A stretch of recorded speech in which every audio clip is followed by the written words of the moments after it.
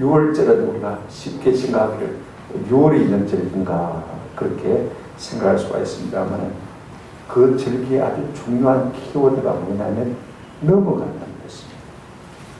유자도 넘을 유, 월자도 넘을 월자. 한문으로 따지는 거죠. 그럼 뭐가 넘어가느냐? 하나님께서 이스라엘 백성들을 애국에서 꺼내실 때 10가지 재앙을 쳐서 애국을 징계하신다는 것입니다. 10번째 재앙이 뭐냐면 하나님께서 전염병을 통해서 애국의 모든 처음 난 사람, 장자지요. 처음 난 생축을 다 멸하시는 그런 재앙을 내리신 것을 우리가 볼 수가 있습니다. 그런데 하나님께서 이스라엘 백성이 사는 고센 땅에는요, 어떻게 했냐면 모든 이스라엘 백성들이 저녁에 어린 양을 잡아서 고기를 구워서 먹고 그 다음에 그 피를 어떻게 했냐면 문술주에 다 바르라고 했습니다. 그러면 하나님의 심판하는 천사가 그 피를 보고 뛰어 넘어갈 것이다. 똑같은 애국 땅이지만은 하나님께서 10번째 장자를 죽이시는 재앙을 행하실 때 그 피를 보고 유대인들, 이스라엘 백성의 집은 뭐 했다고요? 뛰어넘었다. 그래서 한 사람도 이스라엘 가정에는 죽은 사람이 없습니다. 그런데 애굽의 모든 가정에는 장자 없는 사람이 없잖아요. 그죠? 그 다음에 처음 난 생축이 없는 사람이 없잖아요. 하나님의 심판하는 천사가 멸하신 것을 볼 수가 있습니다. 10편 78편 우리가 역사시라고 하는데 거기에 보면 그들의 생명을 전염병에 붙이셨으며 그렇게 말하고 있는 것을 볼 수가 있습니다. 그러니까 10번째 이 처음 난을 죽이는 재앙은 무슨 재앙이냐면 전염병 재앙인 것을 우리가 볼 수가 있습니다. 이제 우리가 6월절에 대해서 이미 생각했기 때문에 그 정도로 우리가 알고 오늘 우리가 77절 초막절에 대해서 좀 생각해 보려고 합니다. 첫째로 77절을 지키라는 명령에 대해서 우리가 한번 좀 생각해 보십시오. 성경을 잘 보시기 바랍니다. 우리가 9절 보시기 바랍니다. 9절 보시면 7줄을 셀지니 요즘 성경은 그래도 편집을 해가지고 딱 단락을 자르고 오죠. 그다음 제목을 붙여놔서 읽기가 참 쉽습니다. 저희가 어릴 때 있던 성경은요 다 붙어 있으니까 이게 뭐가 뭔지 잘 이해가 안 될 때가 참 많아요. 그런데 지금은 잘 모르겠다 싶으면 제목을 단락에 있는 제목을 보면 이걸 말하는구나 하고 쉽게 이해가 할 수 있는 가능성이 있습니다. 7줄을 셀지니 곡식에 낫을 되는 첫날부터 7줄을 세워 그랬습니다. 7절 그러니까 눈치가 바른 사람들은 7월 7일을 찍는 절기인가 그렇게 생각할 수가 있습니다. 그런데 그것은 아니고요. 7과 관계가 있습니다. 여러분 보십시오. 오늘 9절에 7줄을 셀지니 한 주가 몇 주입니까? 7일이 주죠. 7줄을 세시면 7, 7이 뭐예요? 49. 그래서 49일이 지난 50일째 지키는 절기라고 해서 우리가 77절이라고 합니다. 그런데 여러분 기준이 무엇입니까? 언제부터 7주를 세는 것입니까? 6월절부터 7주를 세는 것입니다. 그러니까 앞에서 6월절 했지 않습니까? 그래서 6월절을 지나고부터 이제 49일 지나고 50일째로 우리가 77절이라 그렇게 말합니다. 77절에 다른 이름이 참 많아요. 첫째, 밀과 보리를 추수한다고 해서 맥주절이라고 합니다. 출애굽기 23장 16절에 보면 맥주절을 지키라. 이는 내가 수고하여 밭에 뿌린 것의 첫 열매를 거둡니다. 맥주 감사제고 같은 것이 77절입니다. 우리 그죠? 그 다음에 첫 열매를 거둔다. 그런 의미에서 이것을 갖다가 77절을 맥주절 혹은 초실절, 처음 열매 절기다. 출애굽기 34장 22절에 보면 77절 곧 맥주의 초실절을 지키고 그렇게 말하는 것을 볼 수가 있죠. 자 보십시오. 77절 똑같은 것이 뭡니까? 맥주절, 그 다음에 똑같은 말이 초실절, 처음 열매 절기다. 이렇게 우리가 말할 수가 있습니다. 그러니까 우리로 말하면요, 이 77절은 맥주 감사주의라고 참 비슷합니다. 그런데 77이 49, 그 다음에 49를 지나서 50일째 지키는 절기라 해서 오순절, 순하면 12죠. 그러니까 50일째 절기다. 이렇게 해서 오순절이라고도 하는 것을 볼 수가 있습니다. 영어의 펜트코스트란 말은 헬라에서 그대로 가져온 것을 볼 수가 있습니다만요. 어쨌든 50일째, 6월절 지나고 50일째 지키는 절기라고 해서 오순절이라 그럽니다. 그런데 놀라운 것은 오순절에 어떤 일이 있었냐면 이스라엘 백성들이 출애굽해가지고 6월절 지나고 곧 출애굽했지 않습니까? 시내산에 도달했을 때가 언제냐면 49일째입니다. 50일째 하나님께서 모세를 어디 불렀습니까? 시내산 꼭대기로 불러서 뭘 주셨습니까? 율법을 주셨죠. 십계명을 주셔서 볼 수가 있습니다. 그러니까 다른 말로 이 오순절에 하나님께서 이스라엘 백성들에게 율법을 주셨다. 하나님의 말씀을 주셨다. 근데 신약 성경에 보면요, 또 이 오순절에 참 우리 예수님이 십자가에 죽으시고 6월절에 죽었지 않습니까? 그죠? 그렇게 해서 이제 사흘 만에 부활하시고 40일 동안 땅에 계셨거든요. 그죠? 그 다음에 다시 열흘을 기다린 다음에 성령이 사도행전 보면 강림한 것을 볼 수가 있어요. 그때도 바로 오순절입니다. 오순절.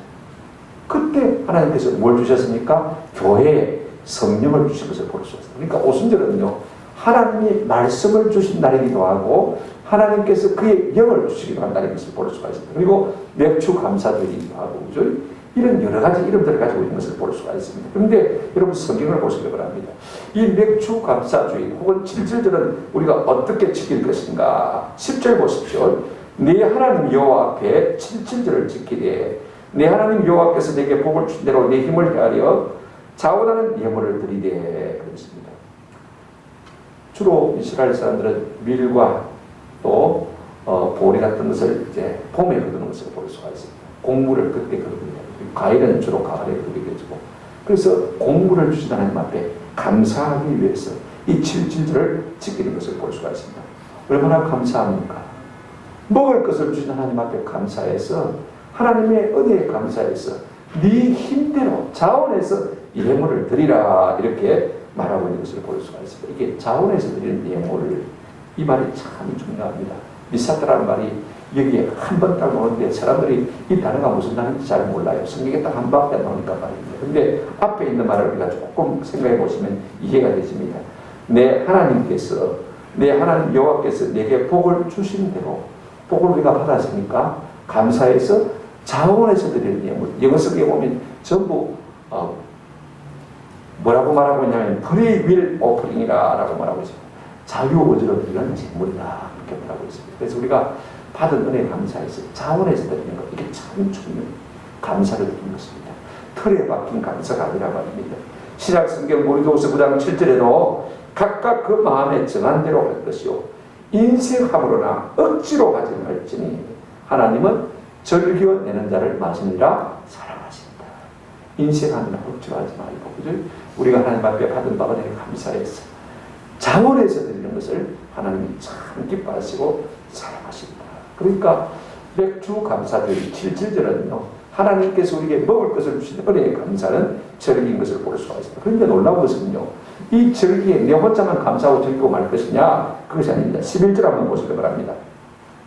너와 내 자녀와 노비와 내 성중에 있는 레인과 및 너희 중에 있는 객과 고아와 가부가 함께 내 하나님 여호와께서 자기 이름을 두시려고 택하신 곳에서 내 하나님 여호와 앞에서 말지니라 절구할지니라. 이 절구한다는 명령이 참 중요합니다. 누구 앞에서요? 하나님 앞에서. 내가 인간적으로 세상적으로 절구하는 게 아니라 하나님이 내게 베푸신 은혜에 감사해서 하나님을 기뻐하고 절구하는 것, 이건 참 중요합니다. 그런데 절구할 때 내 혼자 절구하는 건 아닙니다. 이게 보십시오. 보십시오. 뭐라고 했습니까? 너희 중에 내 자녀와 노비와 온 집안 식구들을 다 포함하고 있습니다. 뿐만 아닙니다. 네 성중에 있는 외인도 포함시키라. 그 다음에 객도 포함시키라. 외국인을 말하죠. 그 다음에 고아와 가부도 포함시키라. 가장 힘들고 공부하고 외롭고 어려운 처지에 있는 사람들도 포함시켜서 그들과 함께 하나님 앞에서 말아 절구하라. 내가 여기를 다 드리니까, 내가 먹을 것 입을 것 다 드리니까 같이 올라가자. 힘들고 어렵지. 이럴 때 우리가 하나님 앞에 가서 절구하자. 함께 됩니다. 이것이 절기를 지킬 때 정신입니다. 6월절도 마찬가지고 초막절도 마찬가지입니다. 14절에도 그렇게 동일하게 말하고 있는 것을 볼 수가 있습니다. 그런데 또 중요한 말이 하나 있습니다. 이 7절을 지킬 때 어디서 지킬 것이냐? 11절을 보시기 바랍니다. 중간에 보시면 내 하나님 여호와께서 자기 이름을 두시려고 마신 곳에서 택하신 곳이었어요. 집에서 들이 못 되거든요. 마을 회당에서 들이 못 됐습니까? 그런데 태요 번거롭게 하나님께서 모이라. 예루살렘 성도로 모이라. 그렇게 말하고 있는 것을 볼 수가 있습니다. 여러분, 모든 절기가 다 마찬가지입니다. 편안하게 집에서 드리면 얼마나 좋습니까? 한 끼라는 것이 아주 분명하고요. 그 다음에 모이라는 말이 참 분명한 것을 볼 수가 있습니다. 정한 장소에서. 이게 참 중요해요. 이게요, 예배 기본 정신입니다. 함께 정한 장소에서. 오늘 뭐 대면 예배냐, 영상 예배냐, 원칙은 대면 예배입니다. 우리가 나올 수 없기 때문에 그래도 막 차선책으로 영상 예배를 드리는 것이지 안 드릴 수가 없으니까 그죠? 원칙은 우리가 함께 모여서 그죠? 한 곳에서 드리는 예배를 예배 근본 정신이다. 이렇게 우리가 볼 수가 있는 것입니다. 그런데 어떤 절기를 지키든지 우리가 잊지 말아야 될 것이 하나 있습니다. 12절 한번 보시기 바랍니다. 너는 애굽에서 종되었던 것을 기억하고 이 규례를 지키게 말지다. 우리가 맥주감사주의를 지킬 때도 추수감사주의를 지킬 때 주신 것을 인하여서만 감사할 뿐 아니라 하나님께서 우리가 종되었던 땅에서 우리를 보내내신 그 구원의 은혜를 더불어 함께 감사하라고 말하고 있는 것을 볼 수가 있습니다. 흑인 노예생활 하다가 은혜를 받고 목사가 된 존 뉴턴이라는 분이 계십니다. 나 같은 죄인 살리 이 찬송 부른 목사님. 참 은혜를 받다. 이분은 자기 서재에 이 말씀을 딱 새겨놨습니다. 너는 애굽에서 종되었던 것을 말아 기억하라. 네가 옛날에 죄의 노예 아니었냐? 네가 노예생 아니었냐? 그런데 하나님께서 그 죄 가운데서 불러내셨어. 여러분, 우리가 처음에는 내가 죄를 짓습니다만 술 먹는 거 마찬가지거든요. 나중에는 술을 먹고 그 다음에는 술이 사람을 먹습니다. 중독이 되는 것이죠. 그러면 자기가 빠져놀라 해도 아무래도 빠져놀을 수가 없습니다. 누군가가 내 손잡아 끌어내지 아니하시면요, 우리가 죄의 중독에서 벗어날 필요 없는 것입니다.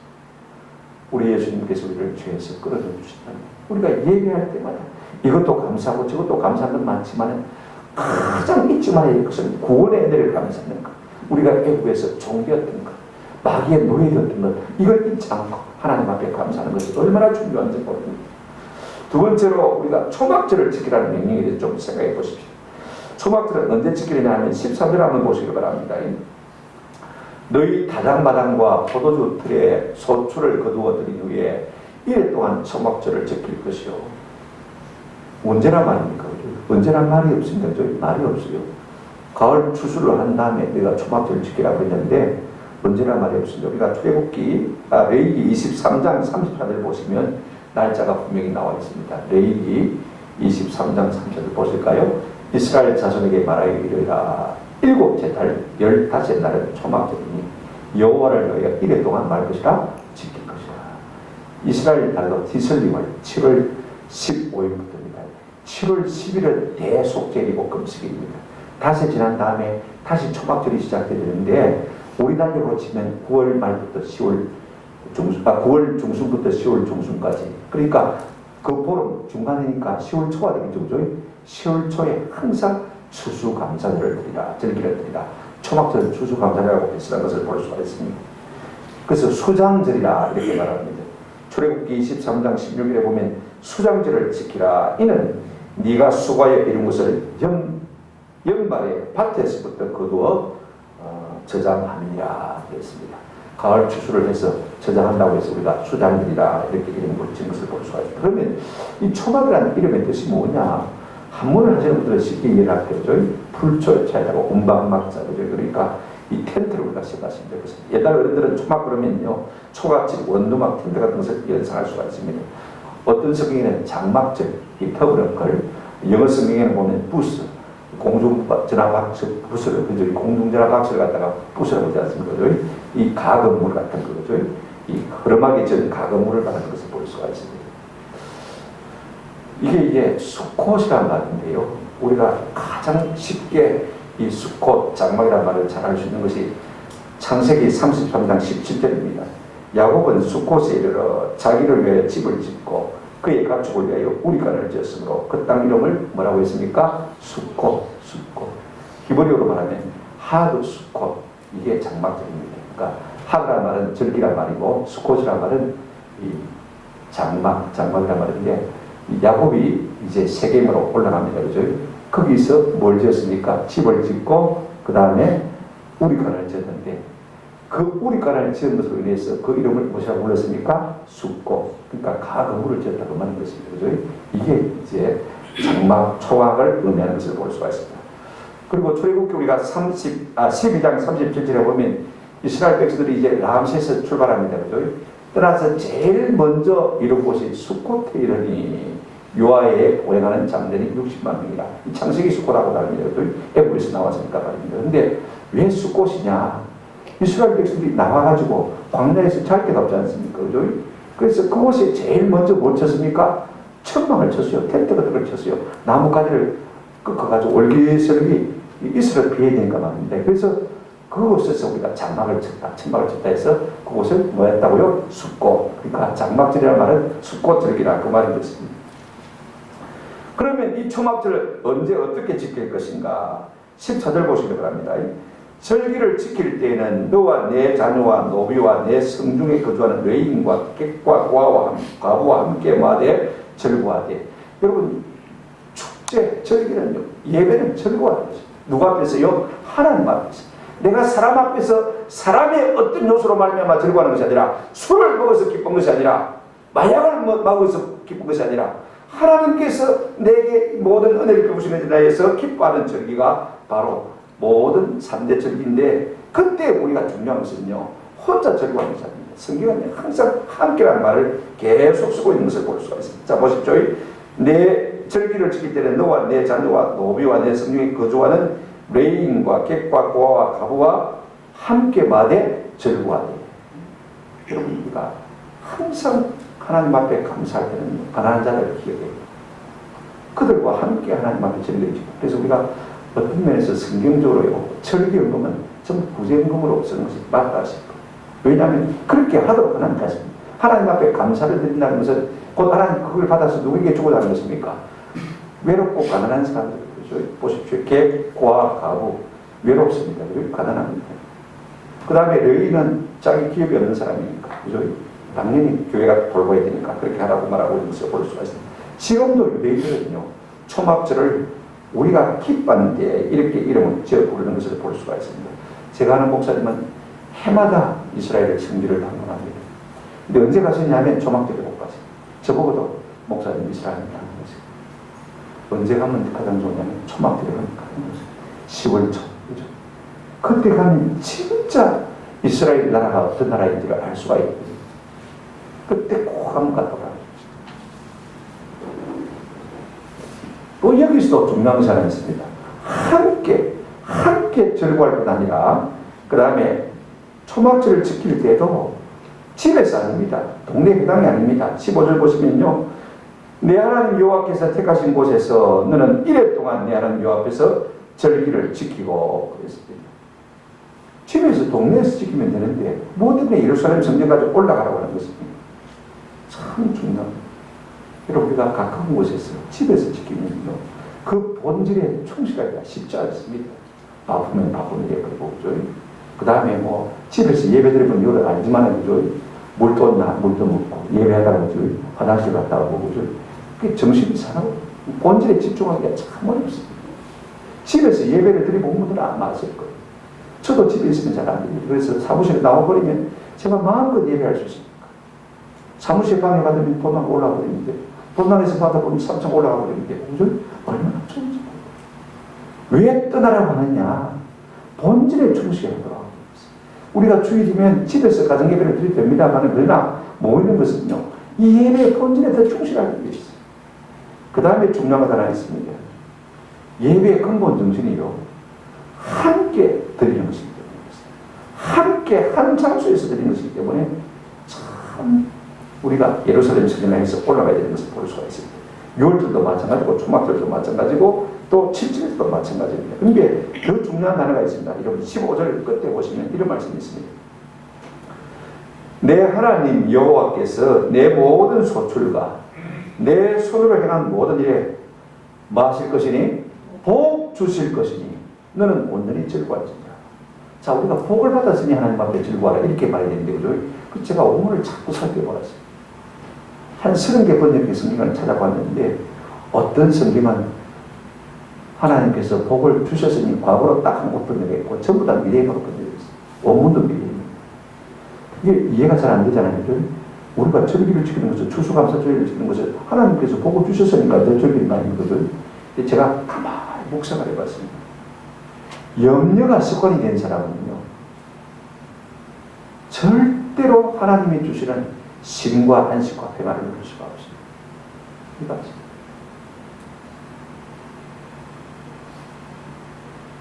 우리가 하나님 앞에서 절구하는 것이 먼저입니다. 보십시오. 그리하면 뭐 한다고 했습니까? 내 손으로 향한 소출과 내 손으로 향한 모든 데 뭐 할 것이다? 복 주실 것이라고 했습니다.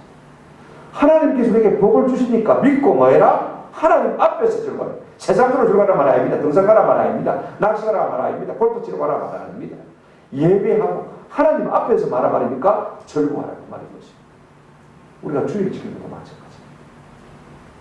내가 주 안에서 절구하면 두 가지로 말하고 있습니다. 네 모든 소출, 그 다음에 내 손으로 향한 모든 일에 뭐 할 것이다? 복을 주실 것이다.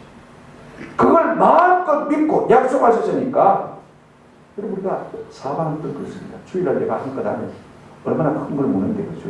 그 다음에 장사하면도 마찬가지입니다. 주일날 장사하면 어떻습니까?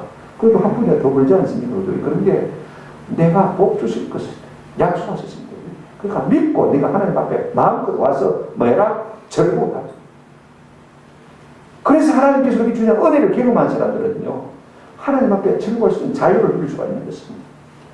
그런가 하면 우리가 성경에 나와 있지 않지만은 다른 성경에 보면 신명기 31장 나중에 생각하겠습니다만은요, 이 초막절에만큼은 매 7년 안식년마다 일주일 내내 율법을 말하고 있냐면 낭독하라고 했습니다. 그래서 이스라엘 백성들이 듣고 하나님을 배우고 모든 율법을 지켜 행하게 하라. 신명기 31장 10절부터 13절 예, 계속 넘겨보십시오. 눈으로 우리가 한번 보게요. 예, 거기 보십시오. 예, 됐습니다. 왜 하나님께서 율법을 낭독하라 이렇게 말하냐면요, 사람들이 듣고 배우고 하나님 경외하고 이 모든 율법의 말씀을 지켜 행하게 하도록 하기 위해서 율법을 낭독해라. 레위기 23장 42절에 또 하나 있습니다. 초막절이면요, 같이 한번 읽어보실까요? 시작. 너희는 이래 동안 초막에 거주하되 이스라엘에서 난 자는 다 초막에 거주하다. 초막절 주기는 집에서 다 나와가지고 어떻게 하냐면 집에서 자지 않고 나무가지를 꺾어다가 얼기설기 우리처럼 운막같이 외양 저기 무엇입니까? 옛날에 시골에 가면 원두막 있죠. 원두막처럼 이렇게 얼기설기 엮어가지고 거기서 먹고 자고 다 하라는 것입니다. 왜 그렇게 하냐면 이스라엘 백성들이 40년 동안 광야 생활할 때 어떻게 했습니까? 초막 짓고 살았거든요. 요즘처럼 뭐 그 텐트가 없었으니까 말입니다. 그래서 초막 짓고 살았습니다. 그 40년 광야 생활을 하나님께서 인도하시고 복주시고 먹이시고 입히실 것을 기억하면서 그렇게 절기를 지키라, 그 말씀인 것을 볼 수가 있습니다. 우리가 이 초막절 절기를 지키는 예가 이스라엘 백성들이 바빌론 포로에서 다녀왔을 때 처음으로 지키는 것을 볼 수가 있습니다. 그래서 느헤미야 우리가 8장을 보시게 되어지면요, 13절부터 18절까지 그들이 성경을 읽고 초막절 지키라고 그랬네. 다 모여라. 그래가지고 느헤미야가 온 이스라엘 백성들을 예루살렘 이 수문 광장에 다 모읍니다. 그리고 산에 가서 나무를 끄고 오라고 해가지고요, 나무를 가지고 얼기설기 다 초막을 지었습니다.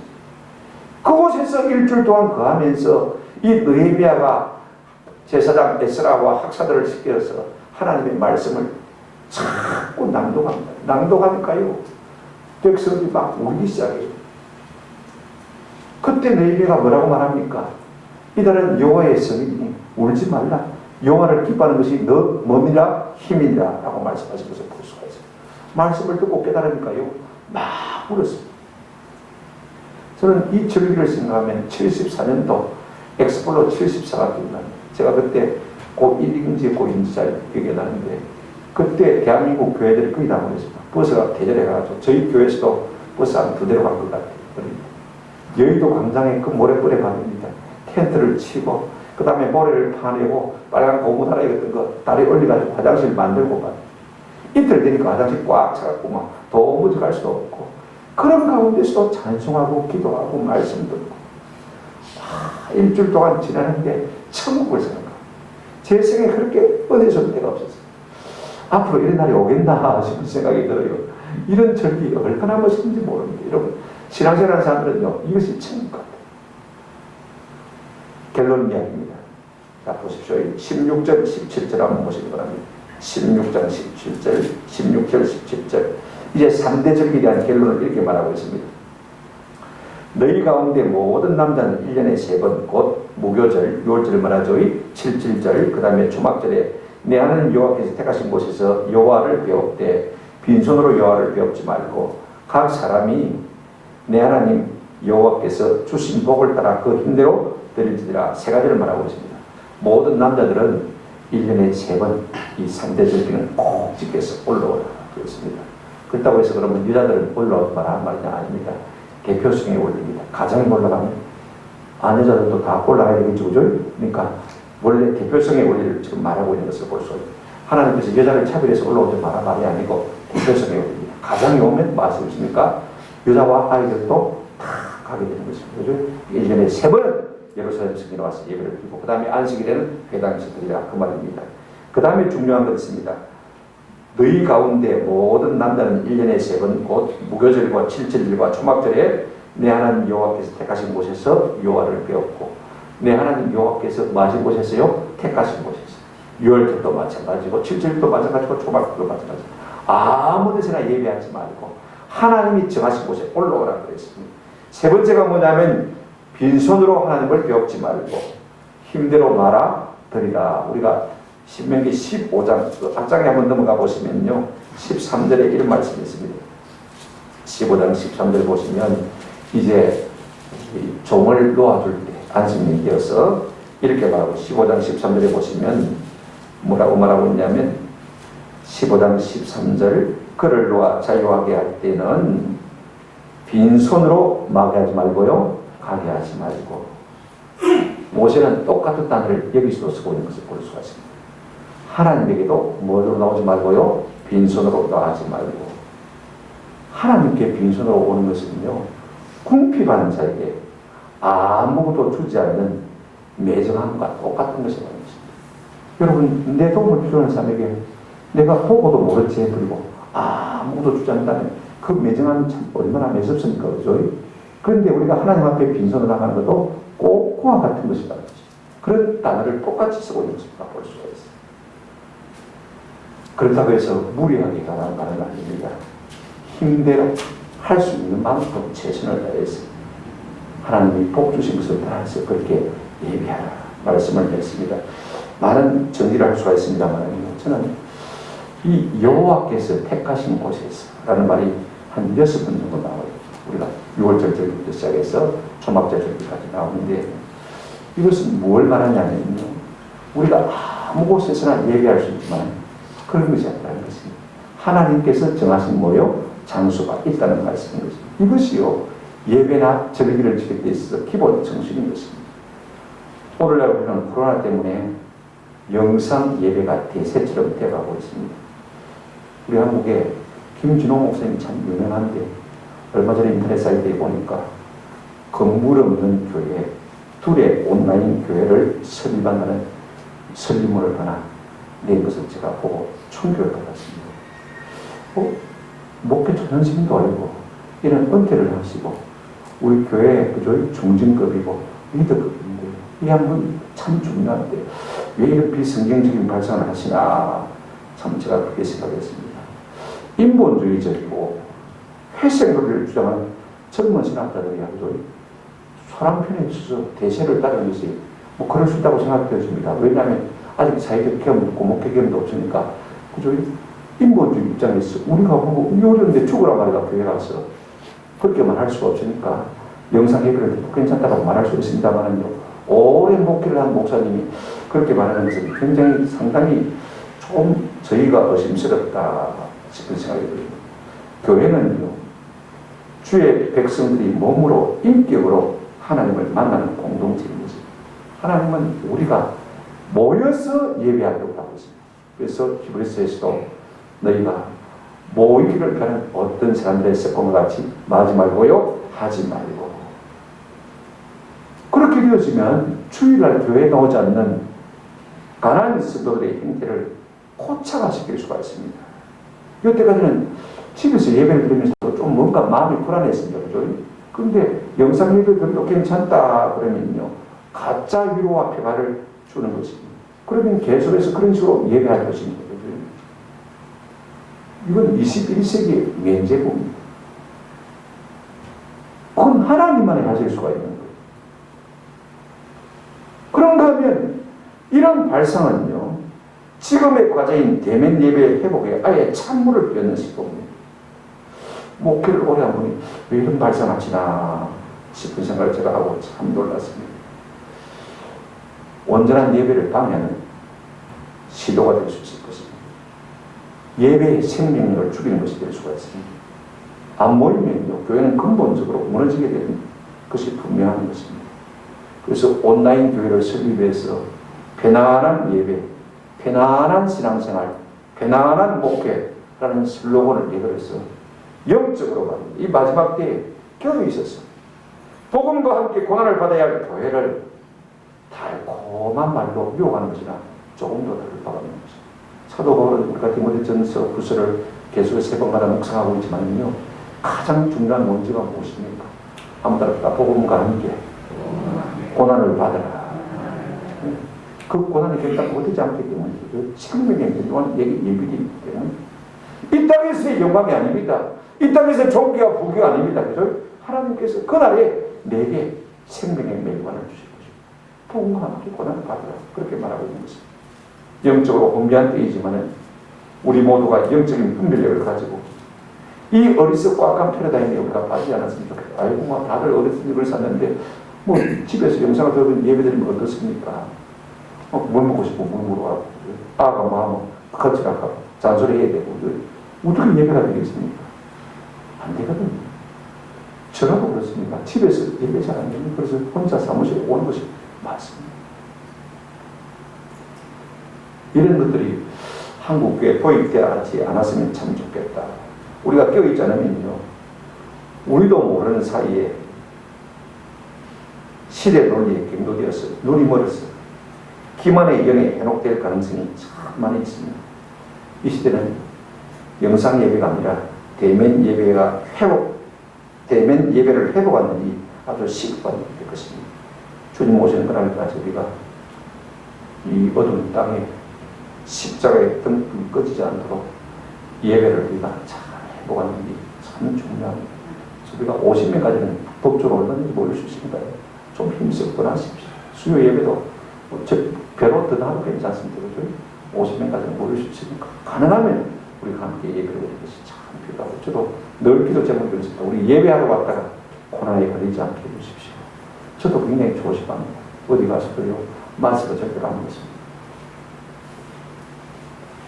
우리가 그렇게 서로 조심하고 하나님 앞에서 예배를 지키기 위해서, 예배의 생명을 걸기 위해서 최선을 다하는 이 모습이 하나님 보시기에 참 아름다운 것입니다. 반드시 하나님께서 이것이 끝나고 나면요, 빠른 예배 생활자와 그렇지 못한 사람을 분간하실 것입니다. 그런 은혜가 있을 것이라고 생각이 되었습니다. 우리가 예배에 최선을 다하시고 함께 모이는 데 힘쓰시는 은혜가 있기를 주님의 이름으로 축원합니다. 아멘.